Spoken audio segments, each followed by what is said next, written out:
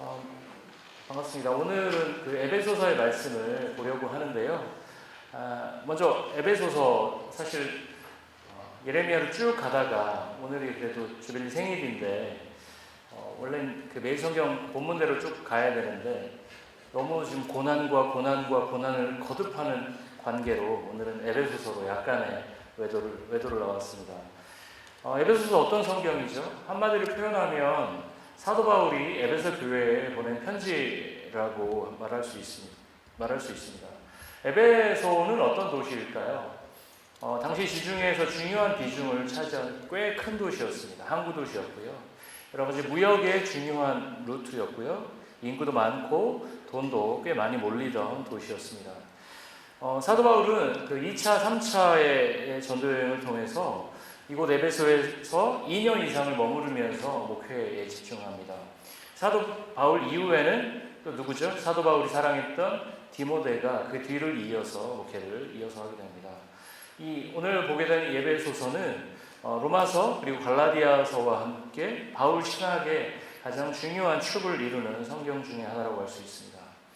그 에베소서의 주제를 크게 두 가지로 정리할 수 있는데요. 첫 번째는 예수가 누구시고 어떤 일을 하셨는가. 어려운 말로 하면 기독론이라고 신학에서는 표현합니다. 두 번째 주제는 교회란 무엇인가. 교회론이죠. 기독론, 교회론. 예수가 누구이고 예수가 어떤 일을 했는가. 기독론에 대한 것. 그리고 교회가 무엇인가에 대한 교회론을 다룹니다. 오늘 본문은 그 에베소서의 두 주제, 제가 얘기했던 교회론과 기독론, 그 교회가 어떻게 생겨났는지에 대해서 정면으로 다루고 있는데요. 그런 맥락에서 성경 66권 말씀 중에 사실 중요하지 않은 말씀은 한 권도 없겠죠.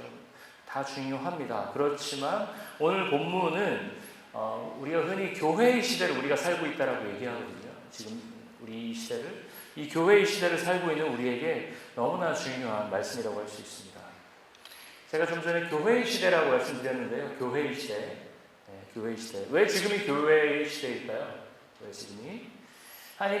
밴쿠버에서 한인교회가 몇 개 정도 될까요? 200개 말씀하셨죠. 200개는 안 되는 것 같고요. 지금 한인교회협의회에 소속된 교회는 100개가 조금 안 되고요. 근데 이제 소속되지 않은 교회. 포함하면 한 120개 정도 된다고 합니다. 한인이 지금 메트로 밴쿠버에 한 5만 정도 되거든요. 결코 적지 않은 숫자죠. 근데 제가 좀 전에 우리가 사는 시대를 교회의 시대라고 불렀는데, 교회가 많아서 지금 이 시대가 교회의 시대일까요? 그건 아니고요. 예수님께서 2000년 전에 어디서 태어나셨죠? 베들레헴에서 태어나셔서 나사렛에서 어린 시절을 보내셨죠? 갈릴리에서 주로 사역을 하셨습니다. 그러다 어디로 오시죠? 예루살렘으로 오셔서 돌아가시죠. 그리고 예수님께서는 뭘 하십니까? 승천하시면서 다시 올 거라고 약속을 하십니다. 예수님께서 어려운 말로 초림, 첫 번째 오셨죠. 그리고 언제? 재림할 거다. 다시 올 거다라고 분명히 약속하셨습니다. 그런 측면에서 우리는 초림과 재림, 첫 번째 예수님의 오심과 두 번째 예수님의 오심, 그 중간의 시대를 지금 살고 있습니다. 중간의 시대를 사는 것은 어렵습니다. 여러분,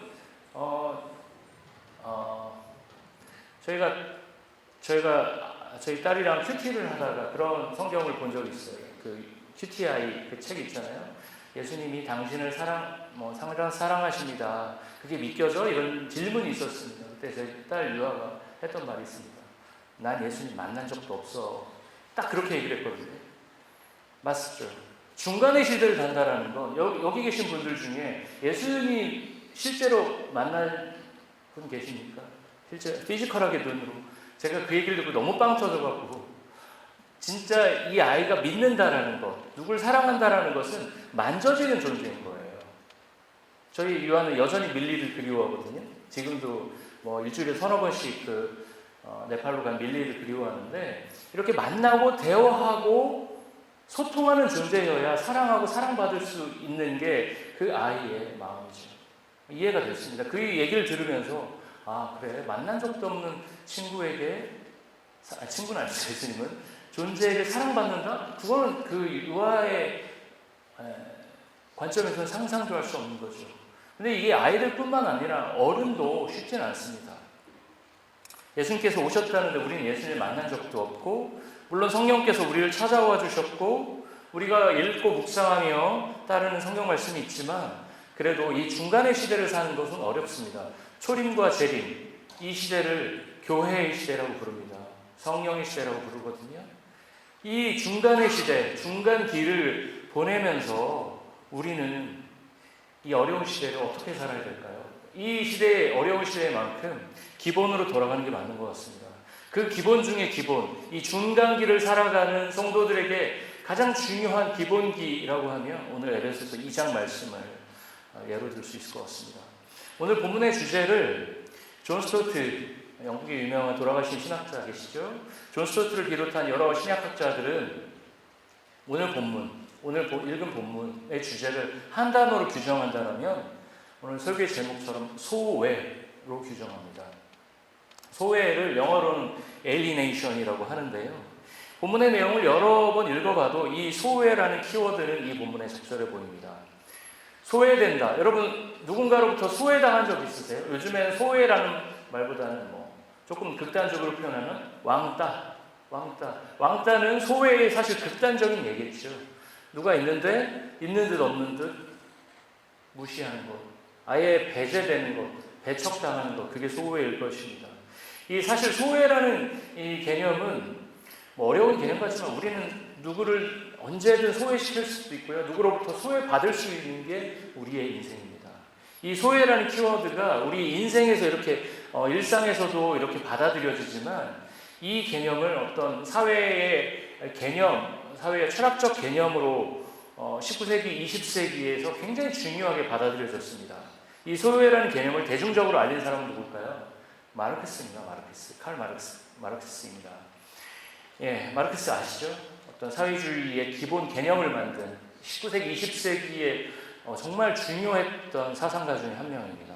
마르크스의 주장을 아주 간단히 정리하면 인간은 더 인간다워지기 위해서 뭘 했다는 거죠? 풍요로워지기 위해서 노동을 선택했어요.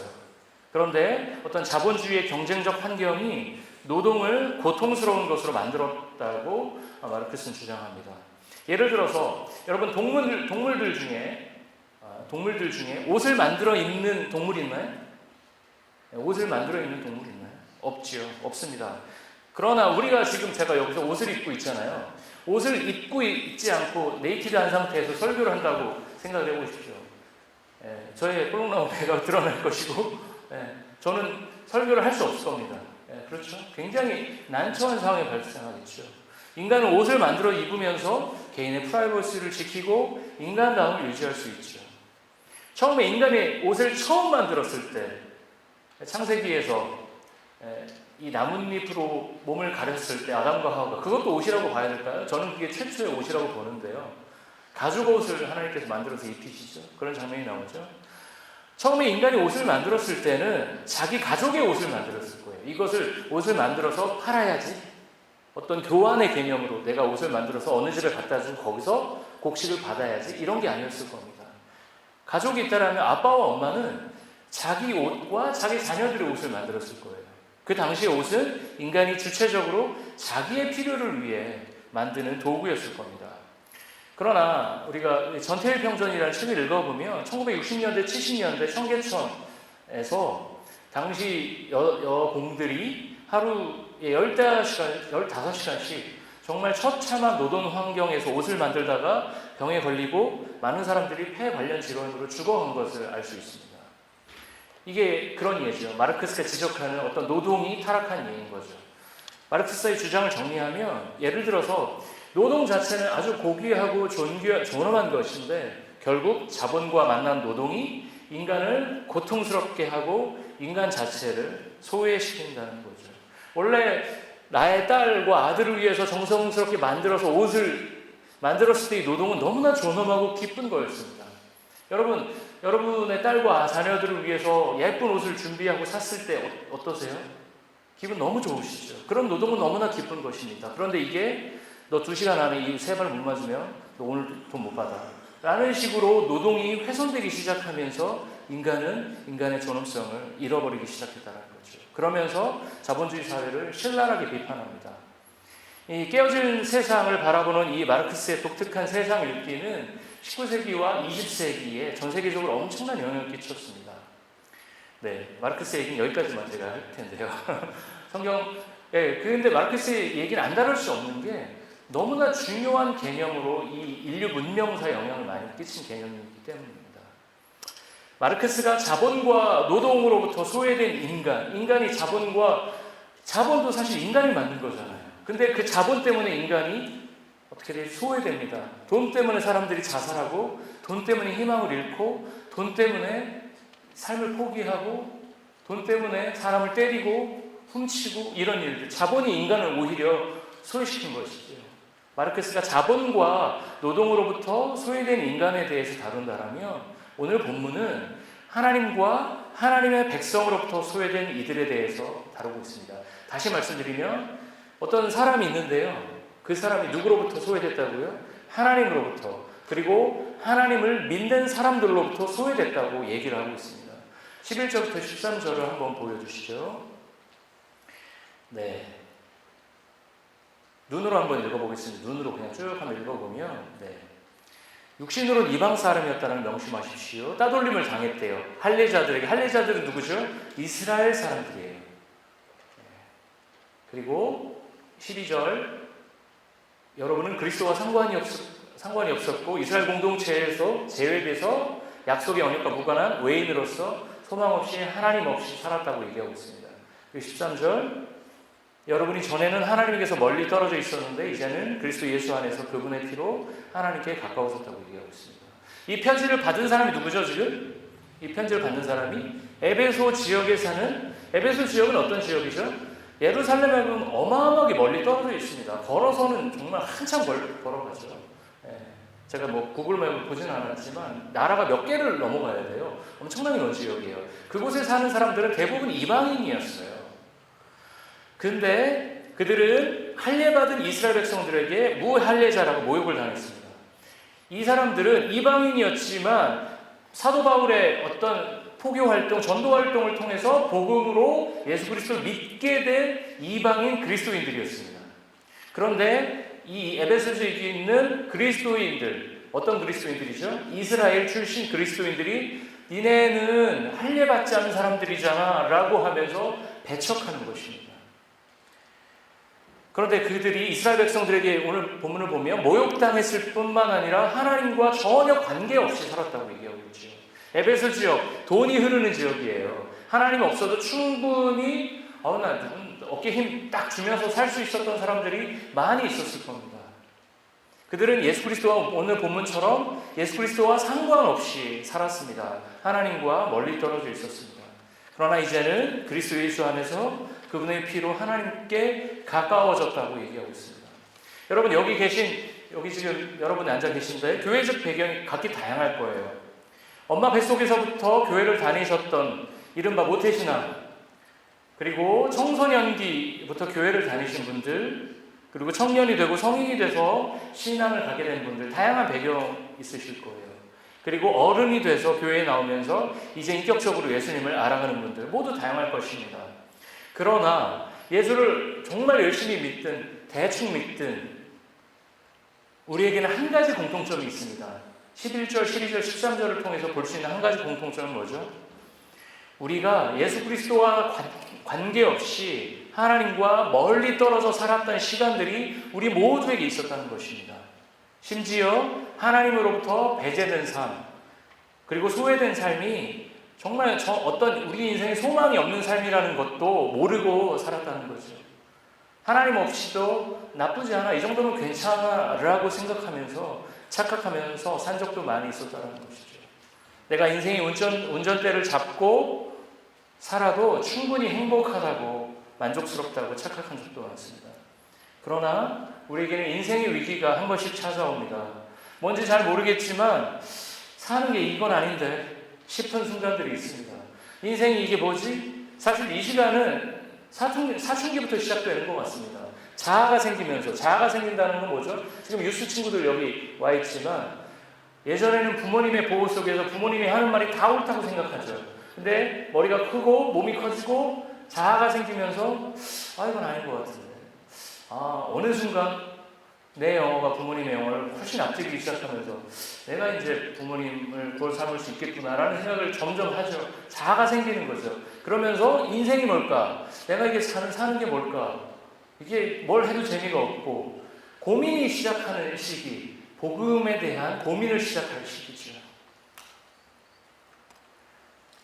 네. 뭔지 잘 모르겠지만 사는 게 이게 아닌데, 이건 아닌데 싶은 순간들이 있습니다. 제 친구들은 보통 40대 그런 고민들을 많이 하더라고요. 저는 복음이 오히려 심겨질 때가 그래서 40대라고 생각합니다. 한국 사회에서. 마르크스는 아까도 말씀드렸지만 인간이 노동으로부터 소외되면서 이 사회의 비극이 시작됐다고 말하죠. 그 주장도 다 틀렸다고 할 수는 없습니다. 일정 부분 옳죠. 그렇지만 보다 본질적인 인간의 소외는 어디서 왔죠? 인간이 하나님으로부터 소외됐을 때 발생합니다. 우리가 하나님과 거리가 멀어졌을 때 우리는 내적인 갈망과 내적인 어떤 추구가 가슴속 깊이 올라옵니다. 그것들을 다른 것들로 계속 채우려고 하지만 영원히 채워지지 않습니다. 인간이라는 존재 어떻습니까? 굉장히 스마트한 존재가 참 스마트합니다. 제가 지난주 어떤 친구 집에 방문했거든요. 그 친구는 가구 디자인을 하는 친구입니다. 근데 그 친구에게 제가 들은 얘기인데요. 그 친구가 요즘 구상하는 요거 앞으로 요거 쪽이 잘 나갈 것 같다 구상하는 디자인이 있대요. 그 디자인이 뭐냐면 가정용 로봇을 수납하는 가구를 어떻게 하면 디자인할, 그건 집집마다 다 들어갈 거라는 거예요. 우리 로봇 청소기 하시죠? 그 정도 사이즈가 아니라 실제 설거지도 하고 이제는 그런 일을 청소도 하고 다 할 수 있는 그런 로봇이 등장할 거, 10년 내에 올 건데, 그러면 걔네가 이렇게 뻥 나와 있으면 좀 그렇잖아요. 일 끝나면 알아서 어디로 쓱 들어가서 문 딱 닫히고, 이거 앞으로 이걸 어떻게 해야 될까에 대한 생각들을 머릿속으로 이제 구현하고 있다고 생각합니다. 생각하면서 역시 돈을 버는 사람들은 다르구나. 그런 걸 먼저 생각하는구나. 전 너무 돈과 멀리 살았구나라는 생각을 했습니다. 참 인간 스마트하죠. 그러나 삶과 죽음의 문제 앞에서 그저 무기력합니다.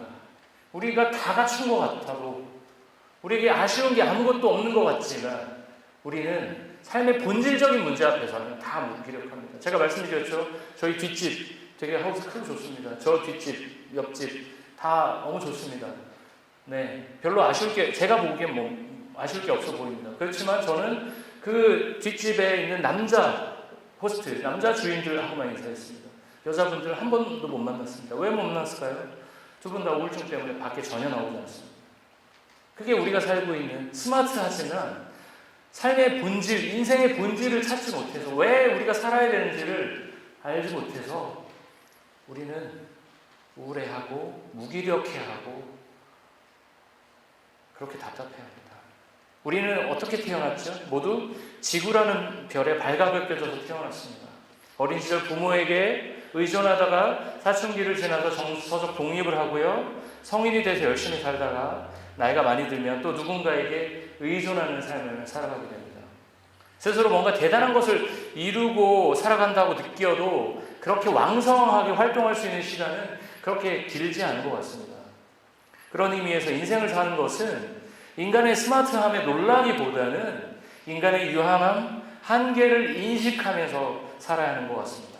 그리고 그런 한계에 마주하는 순간 예수님께서는 우리에게 찾아오십니다. 저는 오늘 예수님을 여기서 오늘 본문 13절에서 찾아오신 부분에 대해서 얘기하고 있는데요. 저는 오늘 예수님을 우리의 뒷배라고 표현하고 싶습니다. 여러분 뒷배 있으십니까? 여러분의 뒤를 봐주는 뒷배. 유스 친구들한테 뒷배라고 하면 조금 너무 어려운 표현일 텐데 뭐라고 표현하면 좋을까요? 뒤를 봐주는 힘센 형 누나라고 해줘야 되나요? 뒷배가 뭐죠? 자신이 진짜 믿고 있는 거죠. 어떤 순간에도 이 뒷배가 나를 믿을 수 있어. 권력 있고 돈 있고 스펙 좋고 건강 있고 젊음도 뒷배가 될 수 있어요. 아무것도 없어도 난 젊어하지, 괜찮아. 이게 우리의 뒷배죠. 그게 뒷배가 될 수 있습니다. 자신이 믿고 있는 마지막 뒷배경, 이거는 내가 그래도 그걸 뒷배라고 우리가 표현하는데요.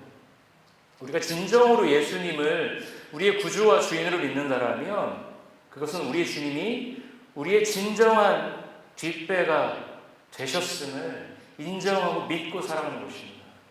그 뒷배, 예수님이 뒷배 되시는 그 진정한 뒷배는 어떤 파도가 와도 침몰하지 않습니다.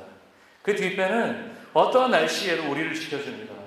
그 뒷배는 경제가 어려워도, 경제가 호황이어도, 주식이 올라도 떨어져도 우리를 절대 배신하지 않습니다.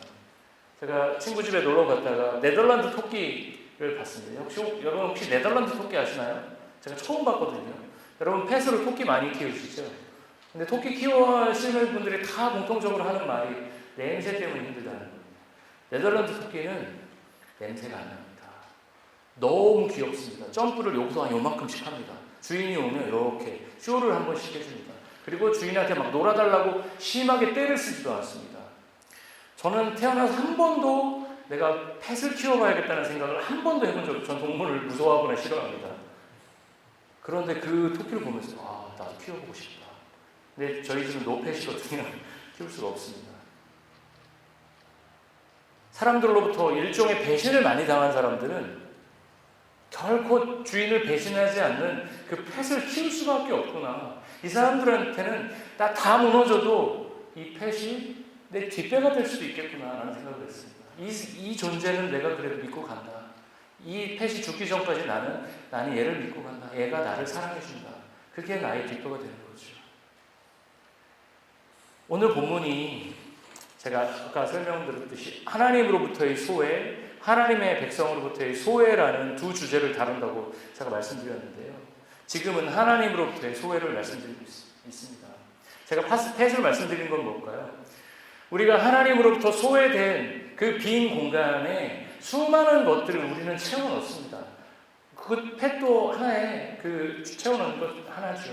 그렇다고 해서 제가 펫 키우는 것을 부정적으로 얘기하는 것은 아닙니다. 우리 정서에 굉장히 도움이 되죠. 전 장려합니다. 그렇지만 그게 우리의 유일한 뒷배가 되시면 곤란합니다. 우리의 유일한 뒷배는 누구라고요? 예수 그리스도입니다. 정리를 해보면 우리는 본질적으로 인간의 죄악으로 인해 하나님으로부터 소외된 존재, 멀어진 존재입니다. 그 거리를 회복하는 것이 본질적인 인간됨을 회복하는 첫 번째 스텝인데요. 그런데 오늘 본문에서 밝혀준 것처럼 우리가 노력해서 예수님과의 하나님과의 거리를 좁힌 것이 아니라 그리스도의 피 흘리심이 우리를 하나님께로 인도합니다. 우리가 무언가를 대단히 해서 그런 것이 아닙니다. 우리 열심히 하나님을 기쁘시게 구원을 이룬 것도 아닙니다. 우리의 거룩함이 하나님을 흡족하게 한 것도 아닙니다. 그저 우리를 긍휼히 여기시는 하나님의 은혜가 선물처럼 우리에게 주어져서 우리와 하나님의 거리가 좁혀진 것입니다. 팀 켈러 목사님 몇 년 전에 돌아가셨죠. 그분은 기독교적 관점에서 인간을 세 가지로 분류합니다. 첫 번째는 비그리스도인이고요. 두 번째는 종교인이고요. 세 번째는 그리스도인입니다. 비그리스도인은 어떤 사람들이죠? 전혀 기독교에 관심이 없는 사람들입니다. 비그리스도인. 그리스도인은 누구입니까? 팀 켈러 목사님이 규정하기는 우리에게 주어진 구원이 하나님의 철저한 은혜로 시작됐다는 것에 모든 신앙적 기초를 두고 있는 사람을 그리스도인이라고 규정합니다. 비그리스도인, 그리스도인, 그 중간에 종교인이 있습니다. 그럼 종교인은 뭘까요? 종교인. 교회는 오가고 교회 활동은 하지만 하나님의 은혜에 기반하지 않고 율법과 규칙으로만 살아가는 사람들입니다. 우리는 어떤 존재들일까요? 제가 이걸 보면서 비그리스도인, 종교인, 그리스도인. 교회 안에는 종교인과 그리스도인만 있겠죠. 비그리스도인은 교회에 발을 들이지 않을 겁니다. 관심이 생길 때 종교인으로 들어오거나 그리스도인이 돼서 교회 문턱을 넘겠죠. 우리는 어떤 존재들입니까? 저는 그 책을 읽으면서 나는 어떤 존재들일까? 나는 어떤 존재일까? 40여 년간 교회를 다니면서 나의 신앙에, 나의 믿음에, 나의 구원의 토대가 하나님의 은혜로부터 왔다라는 아주 기본적인 너무 귀에 딱지가 들을 정도로 그 사실이 내 삶에서 다이내믹으로 역동으로 옮기지 않으면 내 기도의 시간은 내 말씀에 보는 시간은 다 죽는구나라는 것을 저는 요즘 느낍니다. 우리는 어떤 존재들입니까? 인간의 죄 때문에 우리는 하나님과 멀어졌지요. 하나님으로부터 소외됐습니다. 하나님이 소외시키려고 한 것이 아니라 인간이 제 발로 차서 하나님과 멀어진 것이죠. 예수님이 오셨습니다. 그래서 우리는 하나님을 더듬더듬 알아갑니다. 우리는 지금 조금씩 알아갑니다. 하나님을 완벽히 아는 분 계신가요? 없습니다. 여전히 알아가지만, 어렴풋이 알아가지만 여전히 우리는 다 모릅니다. 그런데 그렇게 하나님과 멀어진 거리를 좁히기 위해 예수께서 우리에게 나타나셨습니다. 하나님은 보이지 않는 분이셨지만 예수님께서 이 땅에 나타나심으로 우리에게 보이셨고요. 우리에게 구원의 길을 열어주셨습니다. 그 길만이 인간의 본질적인 소외가 해결되는 진정한 자유의 길입니다. 그곳에서 예수 그리스도께서 우리들의 뒷배로서 우리들의 죄에 대한 책임을 대신 감당하시고 우리를 어디로요? 하나님 나라로 초대하십니다. 오늘 본문에서 사도 바울은 하나님으로부터 소외된 우리에게 예수 그리스도가 오셨음을 알려주고 있습니다. 예수 그리스도께서 우리의 진정한 뒷배가 되심을 다시 한번 말씀하고 계십니다. 여러분 앞이 막막하시죠? 저도 그럴 때가 많습니다. 늘 불안할 때가 많으시죠? 저도 그럴 때가 많습니다. 뭔가 정해진 게 없어서 답답하시죠? 저도 그럴 때가 많습니다. 그럴 때 하나님과 우리의 거리를 좁히시기 위해 오신 예수님 발 앞에 엎드리시는 저와 여러분 되시기를 기도합니다. 예수께서 우리의 뒷배로서 우리가 예수님의 그 발 앞에 엎드리며 회심한 그 순간부터 예수님께서 우리의 진정한 뒷배로서 우리와 함께 하십니다. 그래서 우리는 더 이상 하나님으로부터 소외된 존재가 아닙니다. 하나님으로부터 용납된 존재로 살아갈 수 있는 것입니다. 네, 여기까지가 하나님으로부터의 소외를 제가 말씀드렸고요. 두 번째, 하나님의 백성으로부터의 소외에 대해서 말씀드리겠습니다. 14절부터 18절 눈으로 한번 보겠습니다.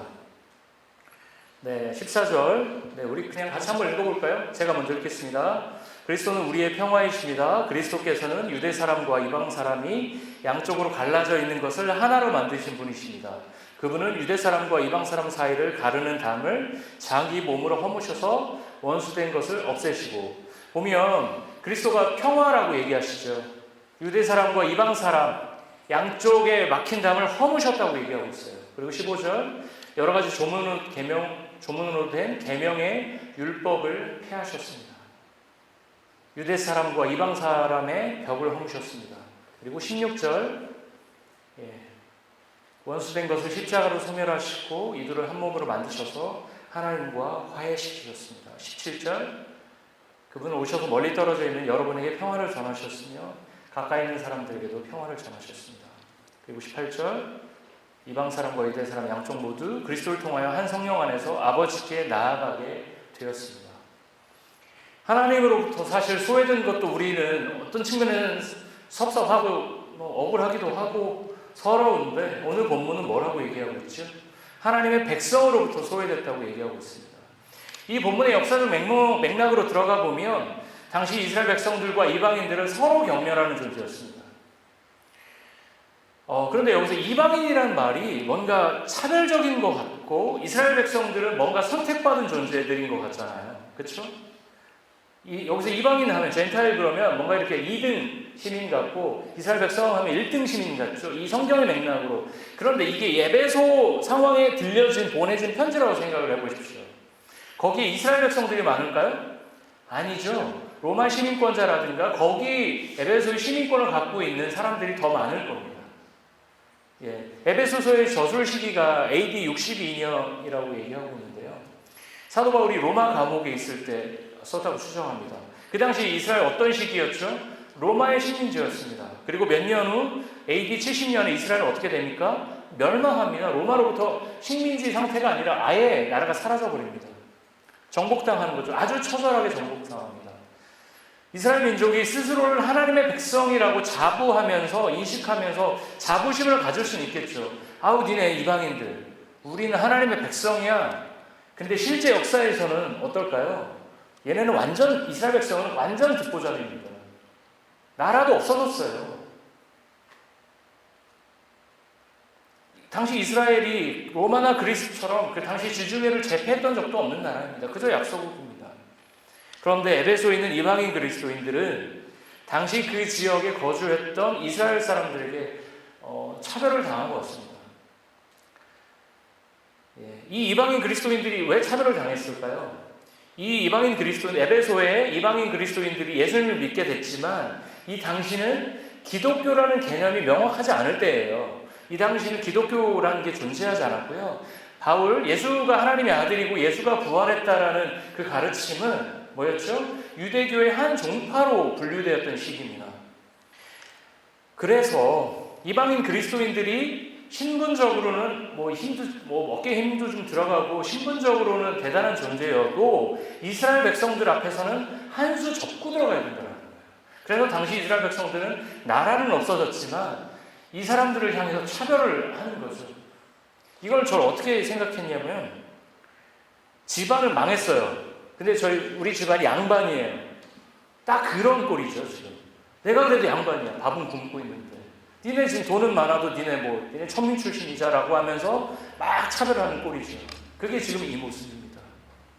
그래서 초기 교회 시절에는 이 에베소뿐만 아니라 이방인 여러 지역에서 이방인 그야말로 뉴커머 본어게인 금방한 이방인 그리스도인과 어떤 사람들이죠? 유대인들인데 그 사람들이 예수로 회심한 사람들, 사도 바울의 전도로 인해서 회심한 사람들 사이 가운데 계속 충돌이 일어나는 겁니다. 여러 지역에서 계속 반복되는 충돌이었습니다. 이 갈등은 교회가 어떤 존재인지를 보여주는 중요한 지점인 것 같습니다.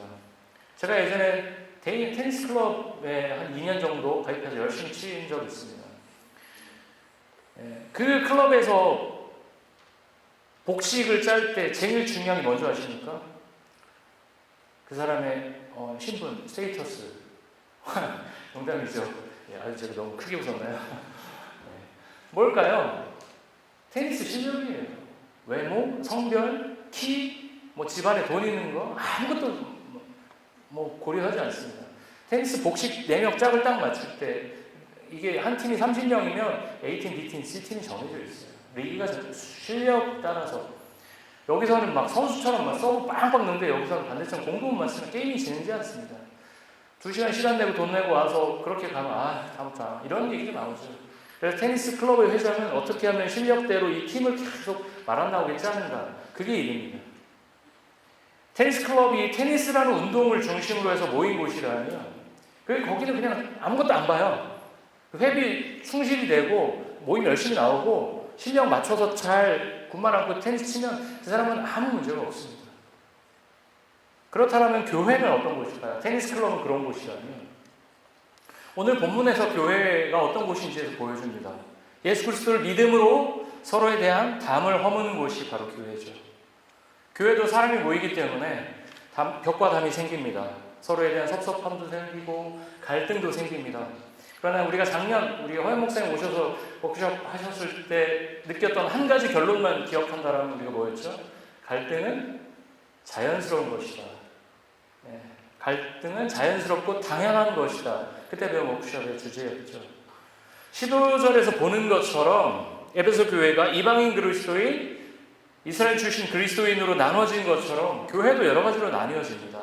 교회의 머문 시간으로 나눠지기도 하고요. 사역자와 평신도로 나눠지기도 합니다. 그런데 그리스도께서는 이 두 개의 존재를 자기 안에서 하나의 새 사람으로 만드셔서 평화를 이루신다고 말합니다. 그리스도 안에서 이방인도 없고요. 이스라엘 출신도 없습니다. 교회에 우리가 일찍 이곳에 왔다고 해서 주인도 아니고요. 온 지 얼마 안 됐다고 해서 객도 아닙니다. 손님도 아닙니다. 그리스도 안에서는 평신도, 사역자의 구별도 크게 중요하지 않습니다. 그저 서로에 대한 존중과 사랑만 필요합니다. 주빌리 교회는 올해 총회 때부터 서로를 어떻게 부르기로 했죠? 형제와 자매로 부르기로 했습니다. 아직 우리 입에서 형제 자매보다는 집사님이 지금도 더 많이 나오죠. 집사님, 목사님 이게 더 익숙한 게 사실이지만 우리는 오늘도 서로를 형제 자매로 부르려고 노력합니다. 호칭뿐만 아니라 서로를 그리스도 안에서 형제 자매로 인정하고 사랑하려고 애쓰고 있습니다. 교회가 참 많습니다. 아까도 얘기한 것처럼 밴쿠버 안에도 120개가 되는 교회가 있습니다. 왜 이렇게 교회가 많아야 될까? 라는 그런 질문을 던지신 적 혹시 있지 않으십니까? 저는 그런 질문 많이 던졌거든요. 굳이 작은 교회들이 이렇게 많아야 될까? 싶은 적도 있습니다. 저는 개인적으로는 작은 교회들이 여러 가지 방식으로 연합하거나 아니면 통합하거나 하는 것에 대해서 열려있는 긍정적인 사람입니다. 긍정적으로 봅니다. 그러나 크고 작은 교회들이 존재하는 이유가 분명히 있다는 것을 실제로 목회하면서, 담임 목회를 하면서 더 배우게 됩니다. 예전에는 작은 교회들은 그냥 큰 교회랑 합치든 이렇게 해갖고 더 쉽게 하면 좋겠지라고 생각을 했었습니다. 그런데 목회를 하면서 그게 바뀌었습니다. 큰 교회는 큰 교회가 감당해야 될 역할이 있고요. 규모가 주는 힘이 있기 때문에 지역사회 안에서 마땅히 감당해야 될 역할이 있습니다. 지역의 큰 교회로서 작은 교회들을 돕는 역할도 해야 되고요. 좋은 신앙 콘텐츠를 만들어서 보급하는 역할도 해야 됩니다. 그러나 작은 교회의 역할도 분명히 있다고 저는 믿습니다. 작은 교회 보시면 한눈에 다 들어옵니다. 여기 몇 명 안 앉아있는 사람들의 생각, 우리는 대부분 저 사람은 어떤 사람이고 어떤 생각을 하고 어떤 마음을 갖고 있는지 우리는 다 파악하고 있습니다. 대부분. 그래서 서로 부딪히기도 하고 갈등도 발생합니다. 그래서 갈등이 생기기도 하지만 그 갈등을 통해서 내가 이런 존재구나라는 것들을 우린 공동체를 통해서 배울 수 있습니다. 공동체를 통해 드러난 자신의 모습을 보면서 스스로를, 자신을 성령 하나님 앞에 데려간다라면 저 자신은 하나님 앞에서 성장해 갑니다. 아무래도 이거 큰 교회도 가능한 겁니다. 공동체 앞에서 자신을 직면하면서 내가 이런 단점이 있구나, 이런 장점이 있구나 이러면서 스스로를 하나님 앞에 데려가고 성장해 가는 것, 자신의 외연이 넓어지는 것. 큰 교회에서도 가능하지만 큰 교회에서 어려운 이유는 뭘까요? 군중 속에서 스스로를 숨길 수 있기 때문입니다. 그저 주일 예배를 소비하는 그리스도인으로 다녀도 아무 부담이 없기 때문이죠. 그렇지만 여기서는 그렇게 하기가 어렵죠. 그런 의미에서 작은 교회, 주빌리 교회 같은 크지 않은 교회가 건강하게 존재한다라면, 요소에서 골목골목에서 건강하게 존재한다면 큰 교회 못지않게 그 교회에 속한 성도들에게 귀한 공동체가 될 수 있다는 생각을 목회하면서 처음 하게 됐습니다. 작은 교회가 큰 교회가 되지 못한 교회, 큰 교회를 지향하는데 되지 못한 교회로 존재한다라면 불행할 겁니다. 그러나 크던 작던 교회됨의 본질을 지키며 살아가는 과정과 노력이 훨씬 중요하다고 생각합니다. 그 과정 자체에 의미가 있다고 저는 믿습니다.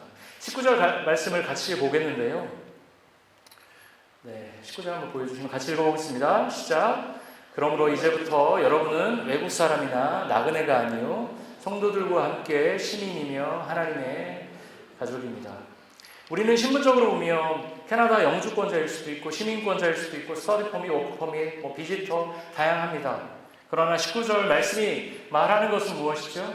우리는 이제 하나님 나라 공동체, 이 교회 안에서 외국인도 아니고요, 영주권 따르고 고생해야 되는 존재도 아닙니다. 나그네도 아닙니다. 하나님 나라 시민권을 부여받은 하나님의 가족입니다. 19절은 명확하게 우리에게 교회가 무엇인지를, 성도가 모여있는 그 교회라는 존재가 무엇인지를 오늘 우리에게 얘기해 주고 있습니다. 그 안에서 우리는 어떻게 살아야 될까요? 이 예수님을 우리의 오늘 읽은 말씀처럼 모퉁이 돌로 모시고 벽돌을 한 장씩 놓으며 주님의 교회를, 또 우리의 교회를 세워가야 합니다. 그렇게 벽돌 한 장 한 장 놓고 건물이 서로 연결되는 그 시간들 속에는 기쁨과 아픔이 공존할 겁니다. 그러나 그곳에서 성령께서 우리를 도우시고 우리와 함께 하십니다. 22절 말씀을 읽어보겠습니다. 같이 읽어보겠습니다. 그리스도 안에서 여러분도 함께 세워져서 하나님이 성령으로 거하실 초소가 됩니다. 교회는 누구 한 사람이 세우는 곳이 아닙니다. 우리 모두 각자가 함께 세워져서, 오늘 말씀처럼 함께 세워져서 성령이 거하시는 처소가 되는 곳입니다. 아이들 신앙이 어떻게 자랄까요? 아이들이 교회에서 양질의 교육 컨텐츠, 기독교 컨텐츠를 통해서도 성장하겠죠. 아주 훌륭한 목사님과 전도사님, 전문 사역자들이 좋은 컨텐츠로 매주 이렇게 해서 성장할 수도 있겠죠. 그렇지만 그것보다 본질적으로 더 중요한 것은 무엇일까요? 부모님이 교회를 위해 세워지는 삶을 살아가는 것을 어깨 너머로 뒤에서 보면서 저게 신앙이구나, 저게 교회됨이구나, 저게 그리스도인이구나 라는 것을 배울 때 우리 아이들은 그리스도인으로 교회된 존재로 살아갈 것입니다. 이 공간도 교회죠. 이 공간도 교회입니다. 그렇지만 우리 한 사람 한 사람이 하나님이 부르신 성도이자 교회이고요, 하나님의 가족입니다. 이제 제가 말씀을 정리할 텐데요. 제가 오늘 두 가지로 말씀드렸습니다. 인간은 어떻게 됐죠? 인간의 죄악 때문에 하나님으로부터 완전히 소외된 존재로 살았습니다. 그러나 우리의 뒷배 대신, 오늘 뒷배 기억해 주셨으면 좋겠어요. 내가 뭐 망할 때 있잖아요. 인생에서 망할 때. 그렇지만 괜찮아. 우리 예수님 나의 뒷배야. 이것만 기록하셔도 오늘 설교 될 것 같은데요. 우리의 뒷배 대신 예수 그리스도께서 우리를 찾아오셔서 우리에게 영원한 생명, 구원을 선물로 주셨습니다. 그래서 우리는 하나님의 자녀로 하나님의 곁으로 갈 수 있게 되었습니다. 그리고 우리의 소외됨을 참지 않으시고 우리에게 예수 그리스도를 보내신 그 하나님의 사랑이 힘들지만, 너무나 치열하지만 그 치열한 일상을 살아갈 수 있게 합니다. 우리 인간은 서로를 소외시키는 존재들입니다. 그러나 예수께서 서로를 소외시키는 그 두 존재들을 하나의 새 사람으로 만드셨다고 오늘 본문은 얘기하고 있습니다. 서로가 다른 우리들이 한 성령 안에서 성부 하나님께 나아가 이 교회를 이루게 하셨습니다. 지난 14년간 주빌리 교회는 아름답게 이 자리를 지켰습니다. 김동현 선교사님이 7년 만에 이곳에 오셨었는데, 제가 그때 질문을, 밴쿠버 다시 오셨을 때 질문을 던졌습니다. 선교사님, 그때 오셨을 때 저희 폴스막에서 예배 드릴 때였나요? 여기 이동했을 때였나요? 라고 하니까, 여기 이동하고 몇 주 예배 드리고 태국 떠났습니다. 그렇게 얘기하시더라고요. 그 한 7년, 6년, 그 시간 동안 우리는 아름답게 이 자리에서 예배를 드리며 시간을 지켰습니다. 수많은 분들의 수고와 헌신이 이 교회를 가능하게 했습니다. 앞으로의 모습은 14년은, 지난 14년이었으니까 앞으로의 14년을 생각해 보겠습니다. 앞으로의 14년은 어떤 모습일까요? 저는 하나님께서 주빌리 교회를 계속해서 더 아름답게, 더 강력하게 사용하시기를 원하신다고 믿습니다. 우리의 뒷배 대신 예수 그리스도를 우리의 진짜 주인으로 믿으며 그 주인으로 믿는 사람들이 그 복음에 감격해서 복음을 전하고 복음을 나누고 사랑하며 살아가는 공동체로 사용하실 거라고 믿습니다.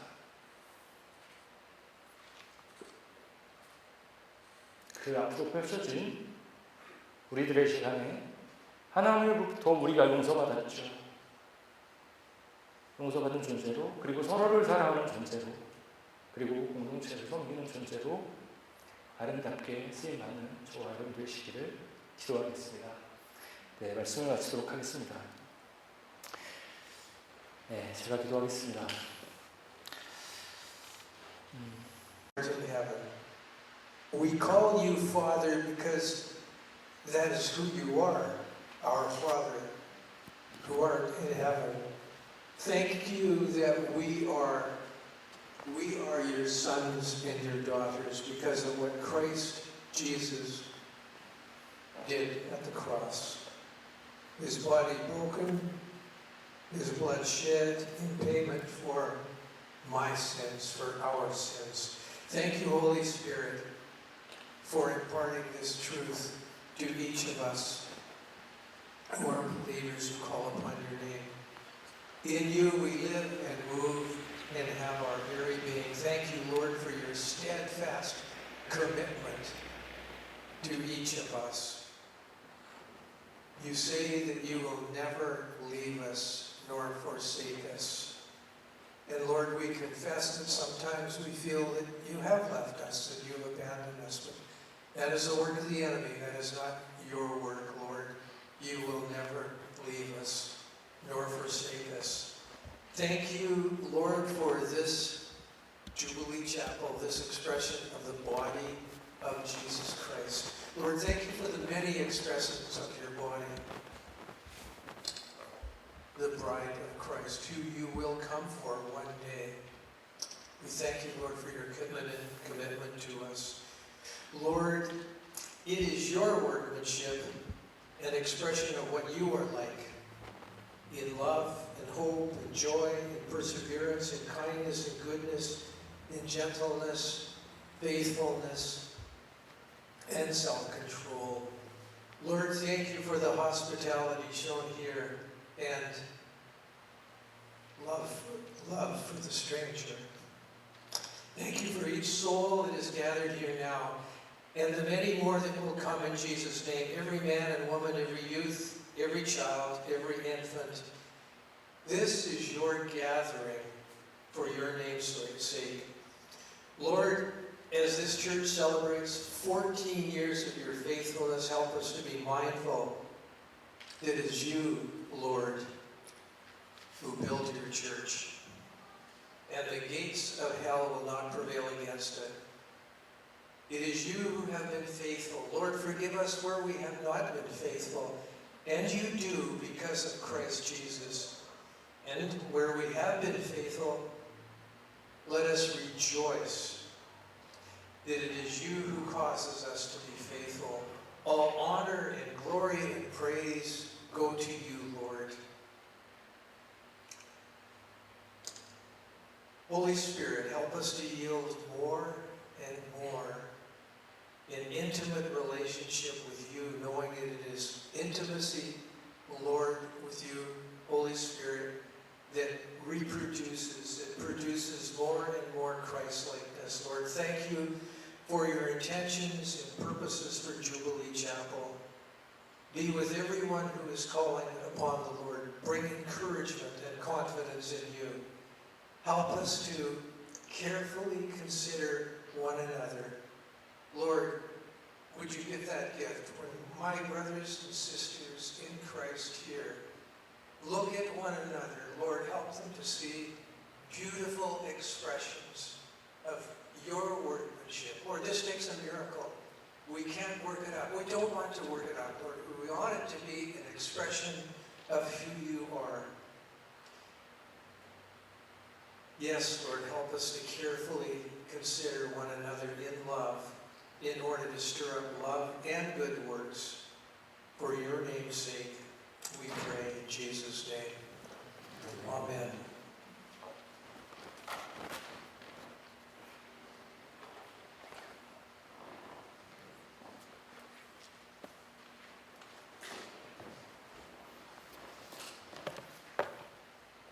네, 함께 말씀 봉독하겠습니다. 예, 자리에서 일어서 주시기 바랍니다.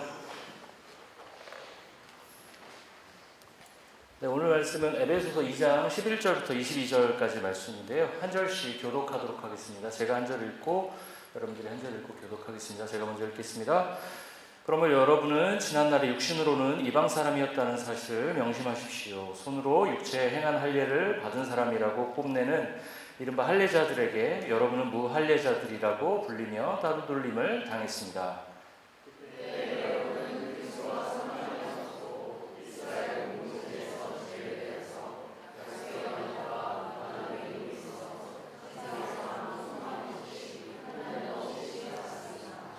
여러분이 전에는 하나님에게서 멀리 떨어져 있었는데 이제는 그리스도 예수 안에서 그분의 피로 하나님께 가까워졌습니다.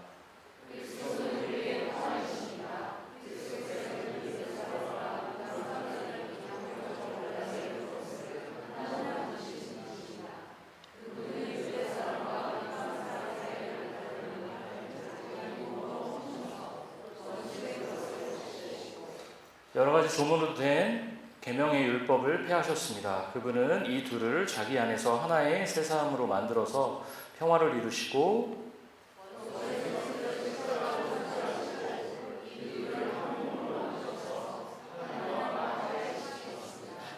그분은 오셔서 멀리 떨어져 있는 여러분에게 평화를 전하셨으며 가까이 있는 사람들에게도 평화를 전하셨습니다.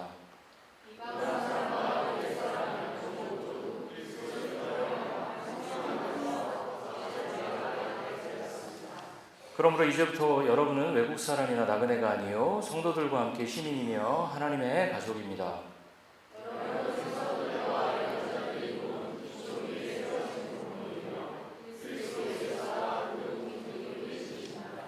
그리스도 안에서 건물 전체가 서로 연결되어서 주님 안에서 자라서 성전이 됩니다.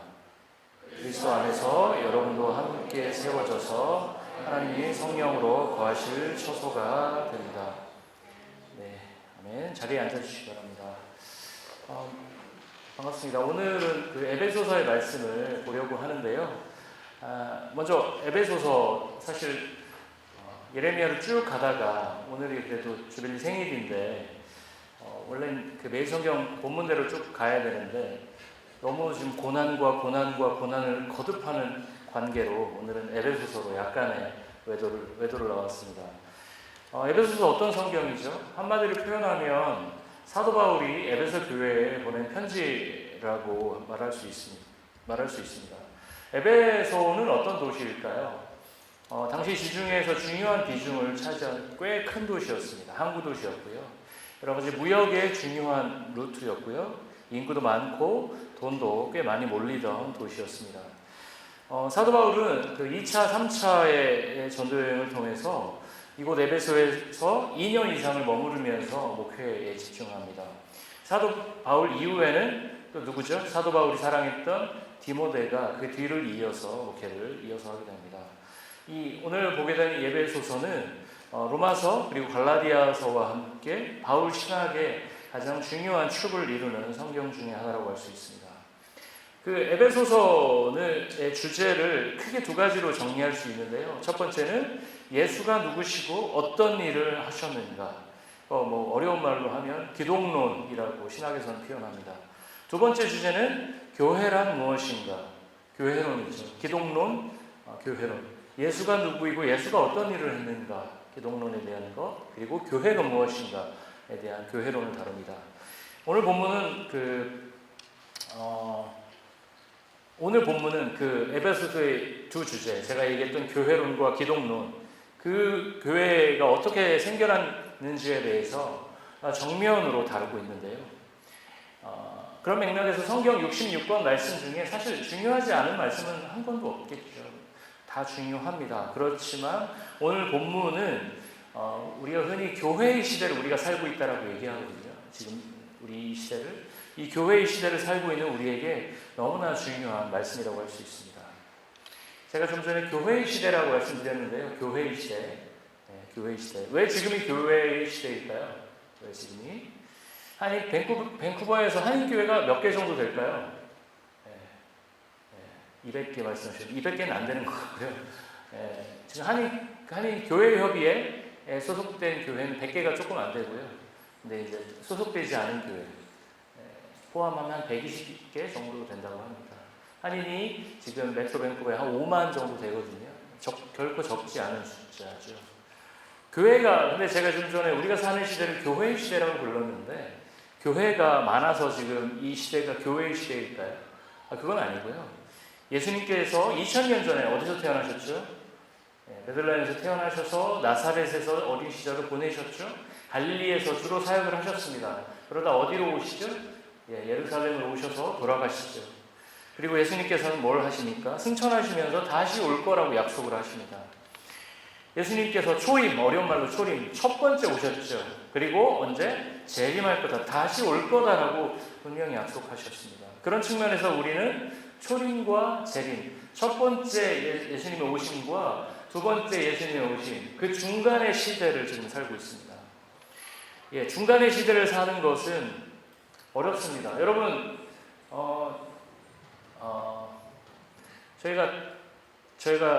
저희 딸이랑 큐티를 하다가 그런 성경을 본 적이 있어요. 그 QTI 그 책 있잖아요. 예수님이 당신을 사랑하십니다. 그게 믿겨져? 이런 질문이 있었습니다. 그때 제 딸 유아가 했던 말이 있습니다. 난 예수님 만난 적도 없어. 딱 그렇게 얘기를 했거든요. 맞죠? 중간의 시대를 단다라는 건 여기 계신 분들 중에 예수님 실제로 만날 분 계십니까? 실제 피지컬하게 눈으로. 제가 그 얘기를 듣고 너무 빵 터져갖고 진짜 이 아이가 믿는다라는 것, 누굴 사랑한다라는 것은 만져지는 존재인 거예요. 저희 유아는 여전히 밀리를 그리워하거든요. 지금도 뭐 일주일에 서너 번씩 네팔로 간 밀리를 그리워하는데 이렇게 만나고 대화하고 소통하는 존재여야 사랑하고 사랑받을 수 있는 게 그 아이의 마음이죠. 이해가 됐습니다. 그 얘기를 들으면서 아 그래 만난 적도 없는 친구에게 친구는 아니죠. 예수님은 존재에게 사랑받는다? 그거는 그 유아의 관점에서는 상상도 할 수 없는 거죠. 근데 이게 아이들뿐만 아니라 어른도 쉽지는 않습니다. 예수님께서 오셨다는데 우리는 예수님을 만난 적도 없고 물론 성령께서 우리를 찾아와 주셨고 우리가 읽고 묵상하며 따르는 성경 말씀이 있지만 그래도 이 중간의 시대를 사는 것은 어렵습니다. 초림과 재림, 이 시대를 교회의 시대라고 부릅니다. 성령의 시대라고 부르거든요.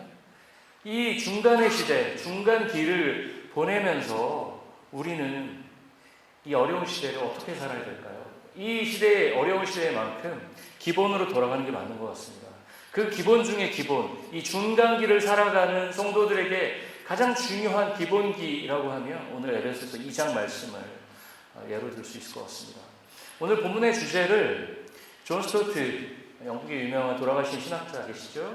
존 스토트를 비롯한 여러 신약학자들은 오늘 읽은 본문의 주제를 한 단어로 규정한다면 오늘 설교의 제목처럼 소외로 규정합니다. 소외를 영어로는 alienation이라고 하는데요. 본문의 내용을 여러 번 읽어봐도 이 소외라는 키워드는 이 본문에 적절해 보입니다. 소외된다. 여러분 누군가로부터 소외당한 적 있으세요? 요즘에는 소외라는 말보다는 조금 극단적으로 표현하면 왕따는 소외의 사실 극단적인 얘기죠. 누가 있는데 있는 듯 없는 듯 무시하는 것, 아예 배제되는 것, 배척당하는 것, 그게 소외일 것입니다. 이 사실 소외라는 이 개념은 어려운 개념 같지만 우리는 누구를 언제든 소외시킬 수도 있고요. 누구로부터 소외받을 수 있는 게 우리의 인생입니다.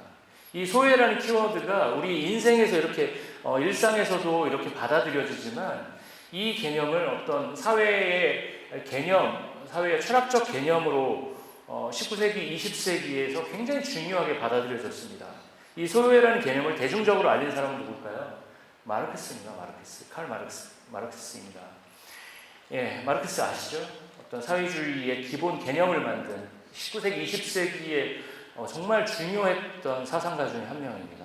마르크스의 주장을 아주 간단히 정리하면 인간은 더 인간다워지기 위해서 뭘 했다는 거죠? 풍요로워지기 위해서 노동을 선택했어요. 그런데 어떤 자본주의의 경쟁적 환경이 노동을 고통스러운 것으로 만들었다고 마르크스는 주장합니다. 예를 들어서 여러분 동물들 중에 옷을 만들어 입는 동물이 있나요? 옷을 만들어 입는 동물이 있나요? 없지요. 없습니다. 그러나 우리가 지금 제가 여기서 옷을 입고 있잖아요. 옷을 입고 있지 않고 네이키드한 상태에서 설교를 한다고 생각을 해보십시오. 저의 꼴록나무 배가 드러날 것이고 저는 설교를 할 수 없을 겁니다. 그렇죠? 굉장히 난처한 상황이 발생하겠죠. 인간은 옷을 만들어 입으면서 개인의 프라이버시를 지키고 인간다움을 유지할 수 있죠. 처음에 인간이 옷을 처음 만들었을 때 창세기에서 이 나뭇잎으로 몸을 가렸을 때 아담과 하와가 그것도 옷이라고 봐야 될까요? 저는 그게 최초의 옷이라고 보는데요. 가죽 옷을 하나님께서 만들어서 입히시죠. 그런 장면이 나오죠. 처음에 인간이 옷을 만들었을 때는 자기 가족의 옷을 만들었을 거예요. 이것을 옷을 만들어서 팔아야지. 어떤 교환의 개념으로 내가 옷을 만들어서 어느 집에 갖다 주고 거기서 곡식을 받아야지. 이런 게 아니었을 겁니다. 가족이 있다라면 아빠와 엄마는 자기 옷과 자기 자녀들의 옷을 만들었을 거예요. 그 당시의 옷은 인간이 주체적으로 자기의 필요를 위해 만드는 도구였을 겁니다. 그러나 우리가 전태일평전이라는 책을 읽어보면 1960년대, 70년대 청계천에서 당시 여공들이 하루에 15시간씩 정말 처참한 노동 환경에서 옷을 만들다가 병에 걸리고 많은 사람들이 폐 관련 질환으로 죽어간 것을 알 수 있습니다. 이게 그런 예죠. 마르크스가 지적하는 어떤 노동이 타락한 예인 거죠. 마르크스의 주장을 정리하면 예를 들어서 노동 자체는 아주 고귀하고 존엄한 것인데 결국 자본과 만난 노동이 인간을 고통스럽게 하고 인간 자체를 소외시킨다는 거죠. 원래 나의 딸과 아들을 위해서 정성스럽게 만들어서 옷을 만들었을 때의 노동은 너무나 존엄하고 기쁜 거였습니다. 여러분의 딸과 자녀들을 위해서 예쁜 옷을 준비하고 샀을 때 어떠세요?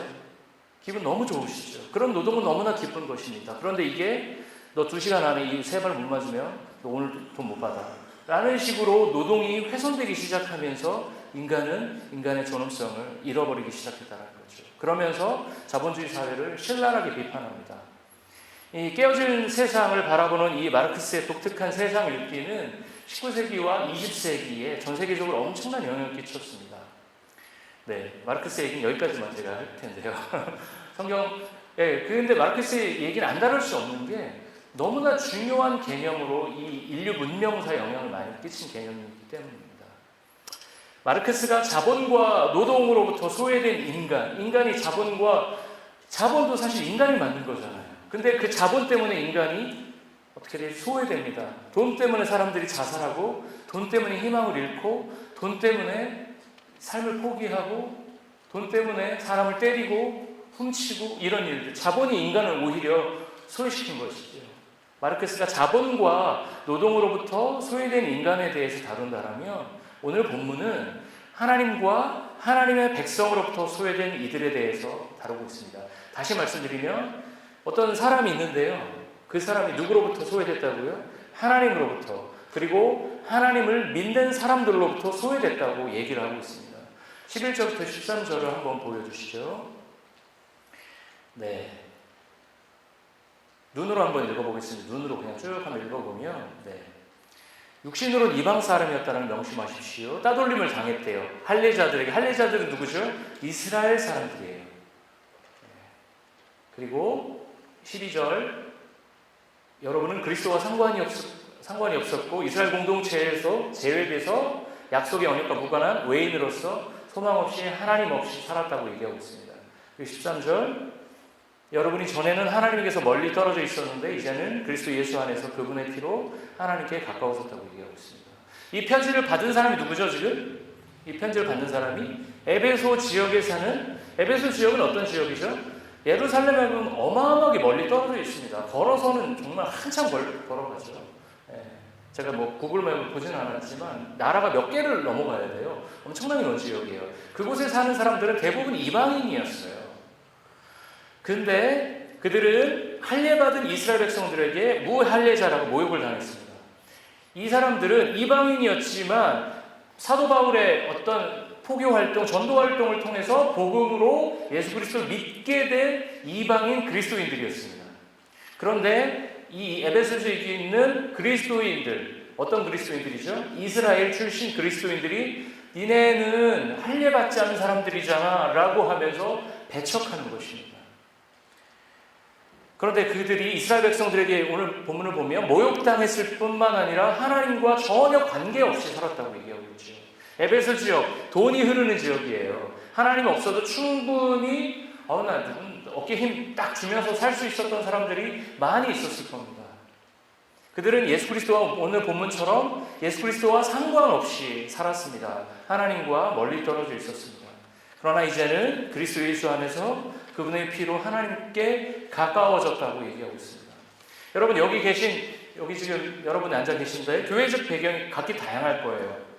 엄마 뱃속에서부터 교회를 다니셨던 이른바 모태신앙, 그리고 청소년기부터 교회를 다니신 분들, 그리고 청년이 되고 성인이 돼서 신앙을 갖게 된 분들, 다양한 배경 있으실 거예요. 그리고 어른이 돼서 교회에 나오면서 이제 인격적으로 예수님을 알아가는 분들 모두 다양할 것입니다. 그러나 예수를 정말 열심히 믿든 대충 믿든 우리에게는 한 가지 공통점이 있습니다. 11절, 12절, 13절을 통해서 볼 수 있는 한 가지 공통점은 뭐죠? 우리가 예수 그리스도와 관계없이 하나님과 멀리 떨어져 살았던 시간들이 우리 모두에게 있었다는 것입니다. 심지어 하나님으로부터 배제된 삶, 그리고 소외된 삶이 정말 어떤 우리 인생에 소망이 없는 삶이라는 것도 모르고 살았다는 거죠. 하나님 없이도 나쁘지 않아, 이 정도면 괜찮아 라고 생각하면서 착각하면서 산 적도 많이 있었다는 것이죠. 내가 인생의 운전대를 잡고 살아도 충분히 행복하다고, 만족스럽다고 착각한 적도 많습니다. 그러나 우리에게는 인생의 위기가 한 번씩 찾아옵니다. 뭔지 잘 모르겠지만 사는 게 이건 아닌데 싶은 순간들이 있습니다. 인생이 이게 뭐지? 사실 이 시간은 사춘기부터 시작되는 것 같습니다. 자아가 생긴다는 건 뭐죠? 지금 유스 친구들 여기 와 있지만 예전에는 부모님의 보호 속에서 부모님이 하는 말이 다 옳다고 생각하죠.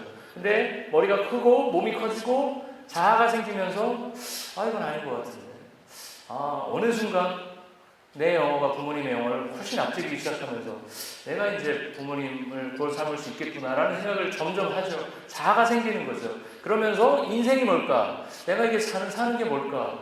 이게 뭘 해도 재미가 없고 고민이 시작하는 시기, 복음에 대한 고민을 시작할 시기죠. 네. 뭔지 잘 모르겠지만 사는 게 이게 아닌데, 이건 아닌데 싶은 순간들이 있습니다. 제 친구들은 보통 40대 그런 고민들을 많이 하더라고요. 저는 복음이 오히려 심겨질 때가 그래서 40대라고 생각합니다. 한국 사회에서. 마르크스는 아까도 말씀드렸지만 인간이 노동으로부터 소외되면서 이 사회의 비극이 시작됐다고 말하죠. 그 주장도 다 틀렸다고 할 수는 없습니다. 일정 부분 옳죠. 그렇지만 보다 본질적인 인간의 소외는 어디서 왔죠? 인간이 하나님으로부터 소외됐을 때 발생합니다. 우리가 하나님과 거리가 멀어졌을 때 우리는 내적인 갈망과 내적인 어떤 추구가 가슴속 깊이 올라옵니다. 그것들을 다른 것들로 계속 채우려고 하지만 영원히 채워지지 않습니다. 인간이라는 존재 어떻습니까? 굉장히 스마트한, 존재가 참 스마트합니다. 제가 지난주에 어떤 친구 집에 방문했거든요. 그 친구는 가구 디자인을 하는 친구입니다. 근데 그 친구에게 제가 들은 얘기인데요. 그 친구가 요즘 이거 앞으로 요거 쪽이 잘 나갈 것 같다 구상하는 디자인이 있대요. 그 디자인이 뭐냐면 가정용 로봇을 수납하는 가구를 어떻게 하면 디자인할까? 그건 집마다 다 들어갈 거라는 거예요. 우리 로봇 청소기 하시죠? 그 정도 사이즈가 아니라 실제 설거지도 하고 이제는 그런 일을 청소도 하고 다 할 수 있는 그런 로봇이 등장할 거 10년 내에 올 건데, 그러면 걔네가 이렇게 뽕 나와 있으면 좀 그렇잖아요. 일 끝나면 알아서 어디로 쓱 들어가서 문 딱 닫히고, 앞으로 이걸 어떻게 해야 될까에 대한 생각들을 머릿속으로 이제 구현하고 있다고 생각합니다.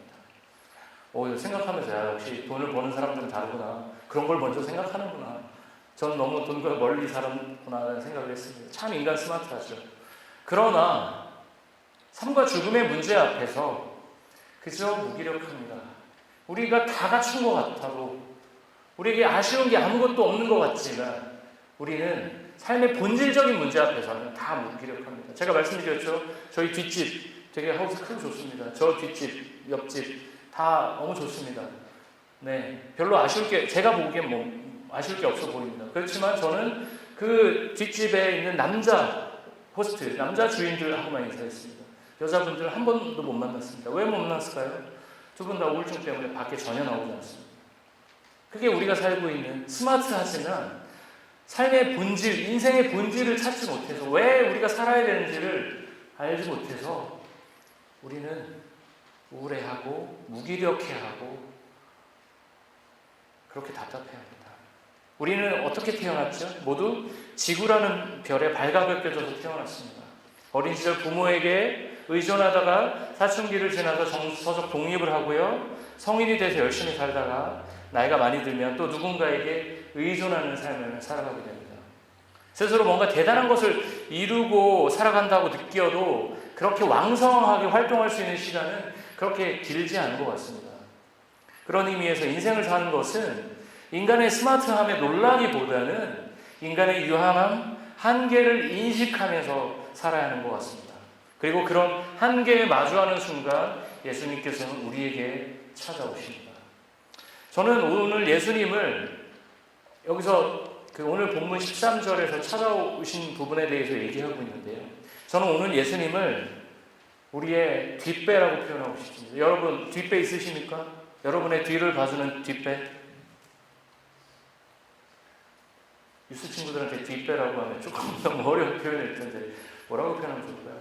뒤를 봐주는 힘센 형 누나라고 해줘야 되나요? 뒷배가 뭐죠?